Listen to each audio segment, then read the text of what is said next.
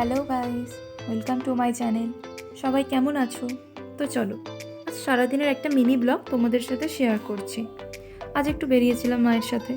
জানো, তোমাকে বলছিলাম ক্যামেরায় আসতে, বাট মায়ের ওপিনিয়ন যে মায়ের লুক ভালো আসে না, তাই মা আসবে না। আর আমি তো নাচরবান্ধা। আচ্ছা তোমরাই বলো, ক্যামেরাবন্দি আমরা কি শুধু সুন্দর মুখশ্রীকে করি? আমরা তো একটা সুন্দর মুহূর্তকে ক্যামেরাবন্দি করি।